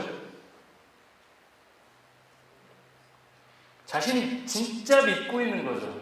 어떤 순간에도 이 뒷배가 나를 믿을 수 있어. 권력 있고 돈 있고 스펙 좋고 건강 있고 젊음도 뒷배가 될 수 있어요. 아무것도 없어도 난 젊어하지. 괜찮아. 이게 우리의 뒷배죠. 그게 뒷배가 될 수 있습니다. 자신이 믿고 있는 마지막 뒷배경. 이거는 내가 그래도 그걸 뒷배라고 우리가 표현하는데요. 우리가 진정으로 예수님을 우리의 구주와 주인으로 믿는다라면 그것은 우리의 주님이 우리의 진정한 뒷배가 되셨음을 인정하고 믿고 살아가는 것입니다. 그 뒷배, 예수님이 뒷배 되신 그 진정한 뒷배는 어떤 파도가 와도 침몰하지 않습니다. 그 뒷배는 어떠한 날씨에도 우리를 지켜줍니다. 그 뒷배는 경제가 어려워도, 경제가 호황이어도, 주식이 올라도 떨어져도 우리를 절대 배신하지 않습니다. 제가 친구 집에 놀러 갔다가 네덜란드 토끼를 봤습니다. 여러분 혹시 네덜란드 토끼 아시나요? 제가 처음 봤거든요. 여러분 펫으로 토끼 많이 키우시죠? 근데 토끼 키워시는 분들이 다 공통적으로 하는 말이 냄새 때문에 힘들다는 겁니다. 네덜란드 토끼는 냄새가 안 납니다. 너무 귀엽습니다. 점프를 여기서 한 요만큼씩 합니다. 주인이 오면 이렇게 쇼를 한 번씩 해줍니다. 그리고 주인한테 막 놀아달라고 심하게 때를 쓰지도 않습니다. 저는 태어나서 한 번도 내가 펫을 키워봐야겠다는 생각을 한 번도 해본 적 없어요. 전 동물을 무서워하거나 싫어합니다. 그런데 그 토끼를 보면서 나도 키워보고 싶다. 근데 저희 집은 노펫이거든요. 키울 수가 없습니다. 사람들로부터 일종의 배신을 많이 당한 사람들은 결코 주인을 배신하지 않는 그 펫을 키울 수밖에 없구나. 이 사람들한테는 다 무너져도 이 펫이 내 뒷배가 될 수도 있겠구나라는 생각을 했습니다. 이 존재는 내가 그래도 믿고 간다. 이 펫이 죽기 전까지 나는 얘를 믿고 간다. 얘가 나를 사랑해준다. 그게 나의 뒷배가 되는 거죠. 오늘 본문이 제가 아까 설명드렸듯이 하나님으로부터의 소외, 하나님의 백성으로부터의 소외라는 두 주제를 다룬다고 제가 말씀드렸는데요. 지금은 하나님으로부터의 소외를 말씀드리고 있습니다. 제가 펫을 말씀드린 건 뭘까요? 우리가 하나님으로부터 소외된 그 빈 공간에 수많은 것들을 우리는 채워넣습니다. 그 펫도 하나의 채워넣는 것 하나죠. 그렇다고 해서 제가 펫 키우는 것을 부정적으로 얘기하는 것은 아닙니다. 우리 정서에 굉장히 도움이 되죠. 전 장려합니다. 그렇지만 그게 우리의 유일한 뒷배가 되시면 곤란합니다. 우리의 유일한 뒷배는 누구라고요? 예수 그리스도입니다. 정리를 해보면 우리는 본질적으로 인간의 죄악으로 인해 하나님으로부터 소외된 존재, 멀어진 존재입니다. 그 거리를 회복하는 것이 본질적인 인간됨을 회복하는 첫 번째 스텝인데요. 그런데 오늘 본문에서 밝혀준 것처럼 우리가 노력해서 하나님과의 거리를 좁힌 것이 아니라 그리스도의 피 흘리심이 우리를 하나님께로 인도합니다. 우리가 무언가를 대단히 해서 그런 것이 아닙니다. 우리 열심히 하나님을 기쁘시게 구원을 이룬 것도 아닙니다. 우리의 거룩함이 하나님을 흡족하게 한 것도 아닙니다. 그저 우리를 긍휼히 여기시는 하나님의 은혜가 선물처럼 우리에게 주어져서 우리와 하나님의 거리가 좁혀진 것입니다. 팀 켈러 목사님 몇 년 전에 돌아가셨죠. 그분은 기독교적 관점에서 인간을 세 가지로 분류합니다. 첫 번째는 비그리스도인이고요. 두 번째는 종교인이고요. 세 번째는 그리스도인입니다. 비그리스도인은 어떤 사람들이죠? 전혀 기독교에 관심이 없는 사람들입니다. 비그리스도인. 그리스도인은 누구입니까? 팀 켈러 목사님이 규정하기는 우리에게 주어진 구원이 하나님의 철저한 은혜로 시작됐다는 것에 모든 신앙적 기초를 두고 있는 사람을 그리스도인이라고 규정합니다. 비그리스도인, 그리스도인, 그 중간에 종교인이 있습니다. 그럼 종교인은 뭘까요? 종교인.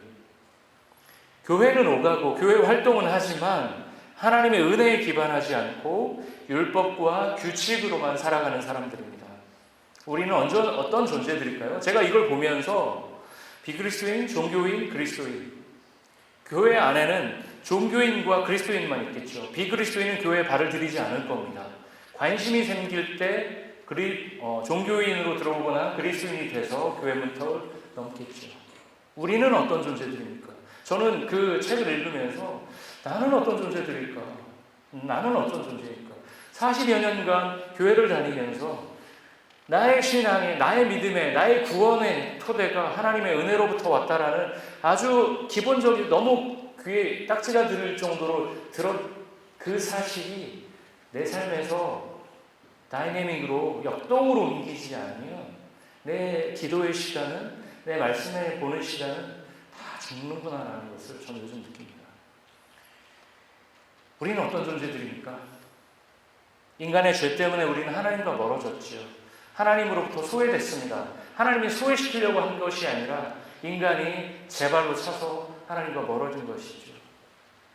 예수님이 오셨습니다. 그래서 우리는 하나님을 더듬더듬 알아갑니다. 우리는 지금 조금씩 알아갑니다. 하나님을 완벽히 아는 분 계신가요? 없습니다. 여전히 알아가지만, 어렴풋이 알아가지만 여전히 우리는 다 모릅니다. 그런데 그렇게 하나님과 멀어진 거리를 좁히기 위해 예수께서 우리에게 나타나셨습니다. 하나님은 보이지 않는 분이셨지만 예수님께서 이 땅에 나타나심으로 우리에게 보이셨고요, 우리에게 구원의 길을 열어주셨습니다. 그 길만이 인간의 본질적인 소외가 해결되는 진정한 자유의 길입니다. 그곳에서 예수 그리스도께서 우리들의 뒷배로서 우리들의 죄에 대한 책임을 대신 감당하시고 우리를 어디로요? 하나님 나라로 초대하십니다. 오늘 본문에서 사도 바울은 하나님으로부터 소외된 우리에게 예수 그리스도가 오셨음을 알려주고 있습니다.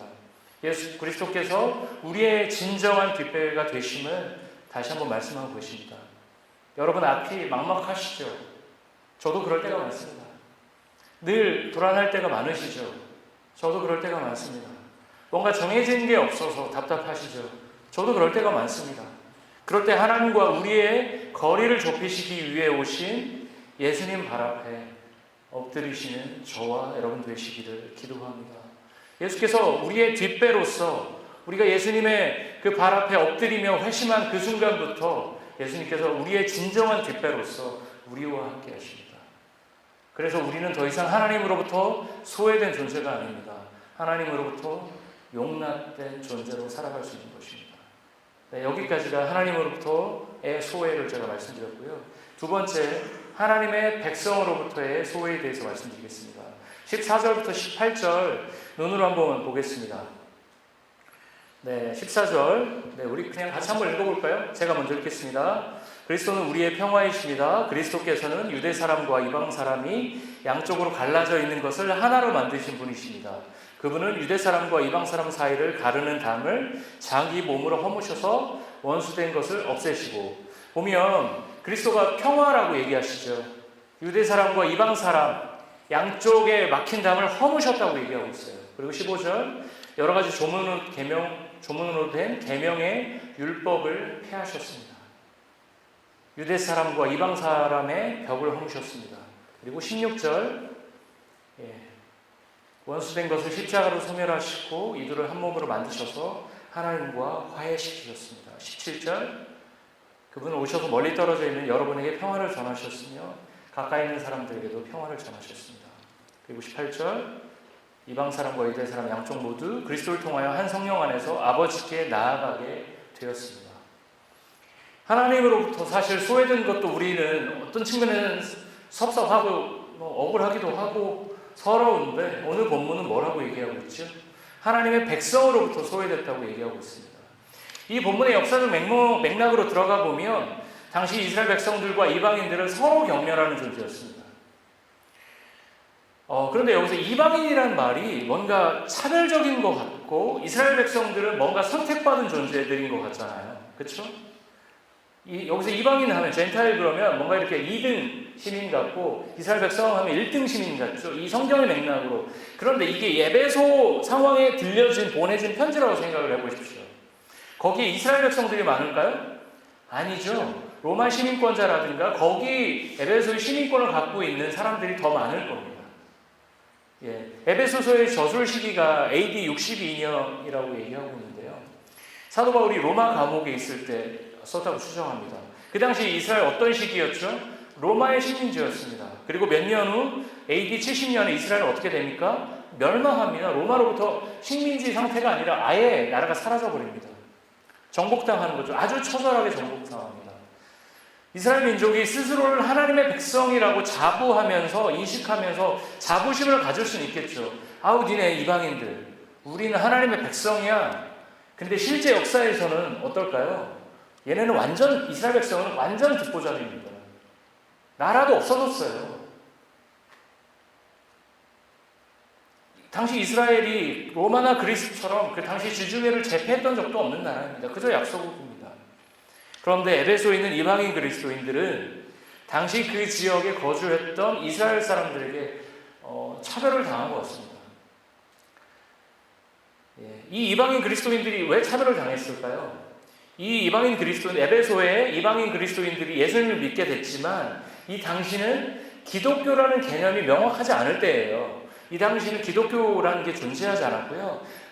예수가 하나님의 아들이고 예수가 부활했다라는 그 가르침은 뭐였죠? 유대교의 한 종파로 분류되었던 시기입니다. 그래서 이방인 그리스도인들이 신분적으로는 어깨 힘도 좀 들어가고 신분적으로는 대단한 존재여도 이스라엘 백성들 앞에서는 한 수 접고 들어가야 된다는 거예요. 그래서 당시 이스라엘 백성들은 나라는 없어졌지만 이 사람들을 향해서 차별을 하는 거죠. 이걸 저를 어떻게 생각했냐면 집안을 망했어요. 근데 우리 집안이 양반이에요. 딱 그런 꼴이죠 지금. 내가 그래도 양반이야. 밥은 굶고 있는데. 니네 지금 돈은 많아도 니네 천민 출신이자라고 하면서 막 차별하는 꼴이죠. 그게 지금 이 모습입니다. 그래서 초기 교회 시절에는 이 에베소뿐만 아니라 이방인 여러 지역에서 이방인 그야말로 뉴커머 본어게인 금방한 이방인 그리스도인과 어떤 사람들이죠? 유대인들인데 그 사람들이 예수로 회심한 사람들, 사도 바울의 전도로 인해서 회심한 사람들 사이 가운데 계속 충돌이 일어나는 겁니다. 여러 지역에서 계속 반복되는 충돌이었습니다. 이 갈등은 교회가 어떤 존재인지를 보여주는 중요한 지점인 것 같습니다. 제가 예전에 테니스 클럽에 한 2년 정도 가입해서 열심히 친 적이 있습니다. 그 클럽에서 복식을 짤 때 제일 중요한 게 뭔지 아십니까? 그 사람의 신분, 스테이터스. 농담이죠. 아주 제가 너무 크게 웃었나요? 뭘까요? 테니스 실력이에요. 외모, 성별, 키, 집안에 돈 있는 거 아무것도 고려하지 않습니다. 테니스 복식 4명 짝을 딱 맞출 때 이게 한 팀이 30명이면 A팀, B팀, C팀이 정해져 있어요. 리그가 실력 따라서 여기서는 막 선수처럼 막 서브 빵빵 넣는데 여기서는 반대처럼 공도만 쓰면 게임이 진행되지 않습니다. 2시간 시간 내고 돈 내고 와서 그렇게 가면 다음부터 이런 얘기가 나오죠. 그래서 테니스 클럽의 회장은 어떻게 하면 실력대로 이 팀을 계속 말 안 나오게 짜는가, 그게 일입니다. 테니스 클럽이 테니스라는 운동을 중심으로 해서 모인 곳이라면 거기는 그냥 아무것도 안 봐요. 회비 충실히 되고 모임 열심히 나오고 실력 맞춰서 잘 군말 안고 테니스 치면 그 사람은 아무 문제가 없습니다. 그렇다면 교회는 어떤 곳일까요? 테니스 클럽은 그런 곳이라면 오늘 본문에서 교회가 어떤 곳인지 보여줍니다. 예수 그리스도를 믿음으로 서로에 대한 담을 허무는 곳이 바로 교회죠. 교회도 사람이 모이기 때문에 벽과 담이 생깁니다. 서로에 대한 섭섭함도 생기고 갈등도 생깁니다. 그러나 우리가 작년 우리 허연 목사님 오셔서 워크숍 하셨을 때 느꼈던 한 가지 결론만 기억한다라면 우리가 뭐였죠? 갈등은 자연스러운 것이다. 갈등은 자연스럽고 당연한 것이다. 그때 배운 워크숍의 주제였죠. 15절에서 보는 것처럼 에베소 교회가 이방인 그리스도인 이스라엘 출신 그리스도인으로 나눠진 것처럼 교회도 여러 가지로 나뉘어집니다. 교회의 머문 시간으로 나눠지기도 하고요. 사역자와 평신도로 나눠지기도 합니다. 그런데 그리스도께서는 이 두 개의 존재를 자기 안에서 하나의 새 사람으로 만드셔서 평화를 이루신다고 말합니다. 그리스도 안에서 이방인도 없고요. 이스라엘 출신도 없습니다. 교회에 우리가 일찍 이곳에 왔다고 해서 주인도 아니고요. 온 지 얼마 안 됐다고 해서 객도 아닙니다. 손님도 아닙니다. 그리스도 안에서는 평신도, 사역자의 구별도 크게 중요하지 않습니다. 그저 서로에 대한 존중과 사랑만 필요합니다. 주빌리 교회는 올해 총회 때부터 서로를 어떻게 부르기로 했죠? 형제와 자매로 부르기로 했습니다.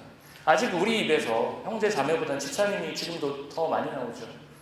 집사님, 목사님, 이게 더 익숙한 게 사실이지만 우리는 오늘도 서로를 형제 자매로 부르려고 노력합니다.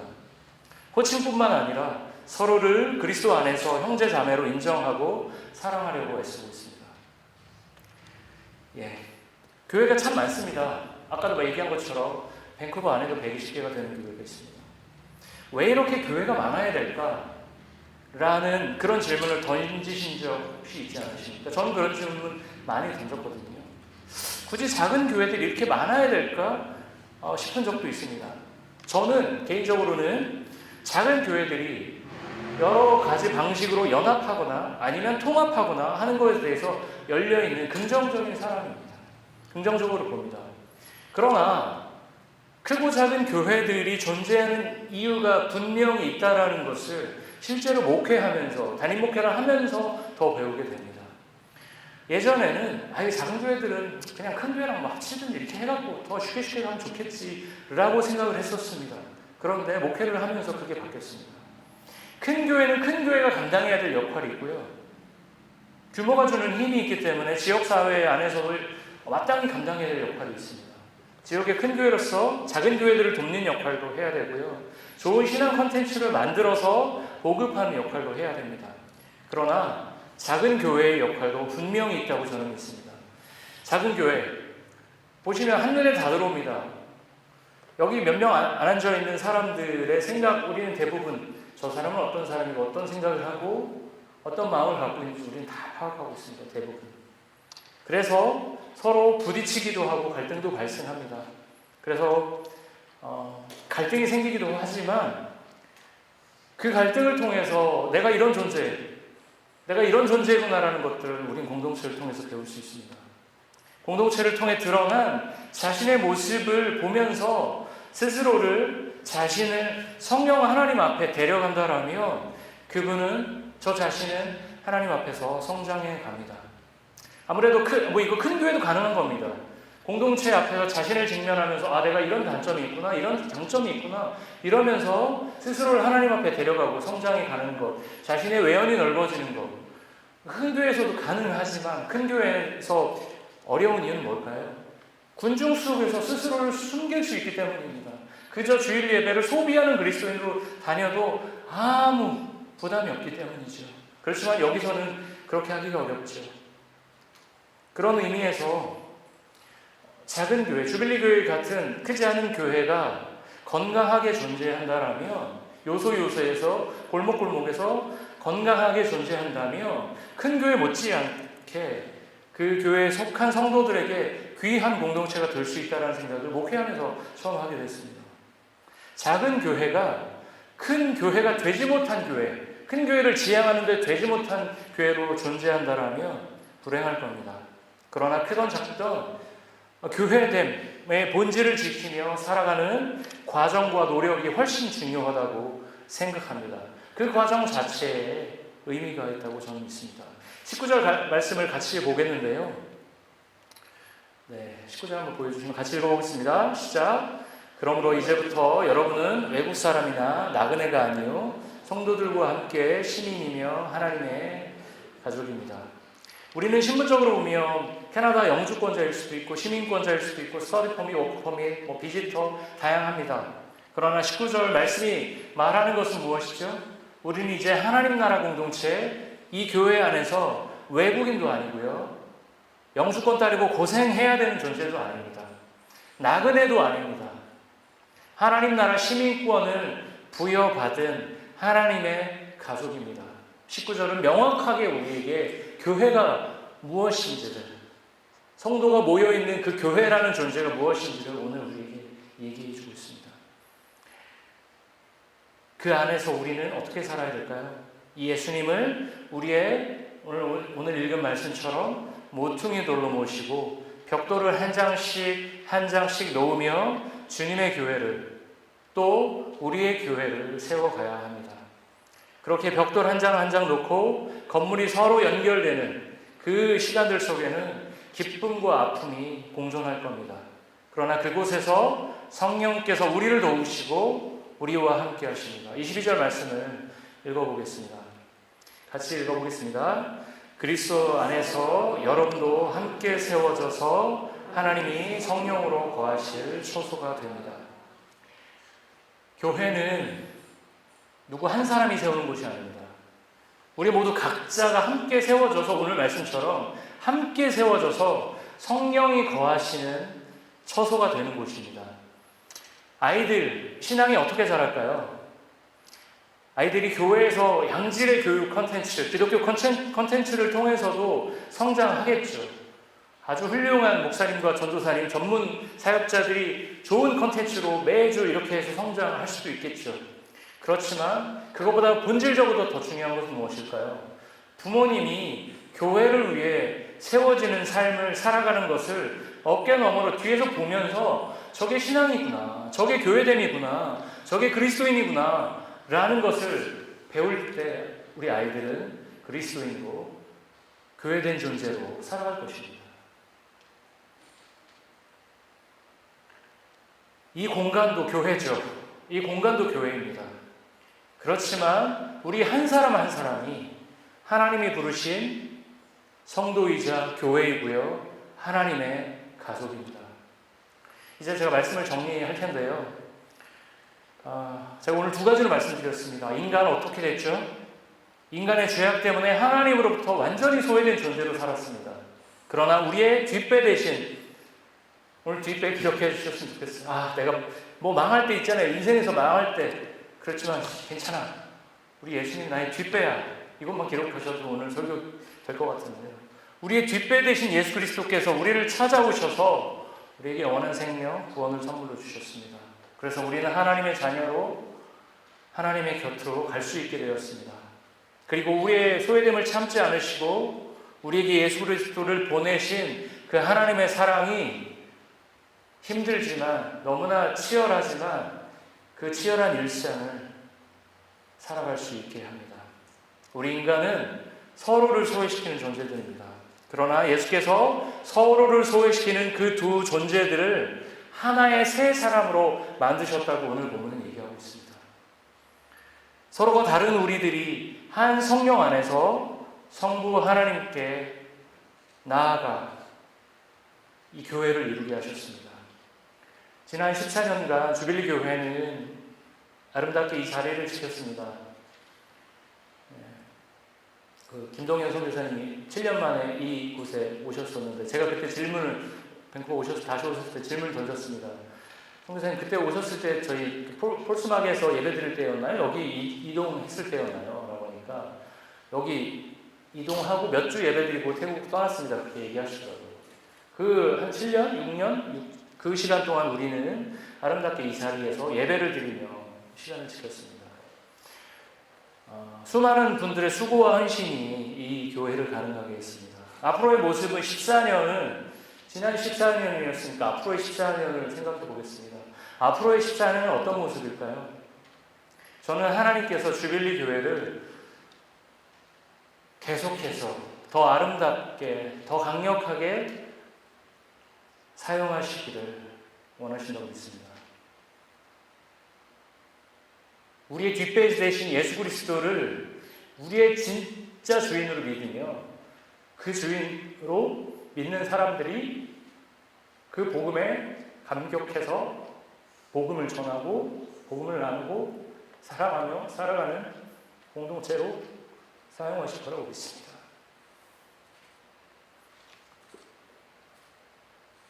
그 앞으로 펼쳐진 우리들의 시간에 하나님으로부터 우리가 용서받았죠. 용서받은 존재로, 그리고 서로를 사랑하는 존재로, 그리고 공동체를 섬기는 존재로 아름답게 쓰임받는 저와 여러분 되시기를 기도하겠습니다. 네, 말씀을 마치도록 하겠습니다.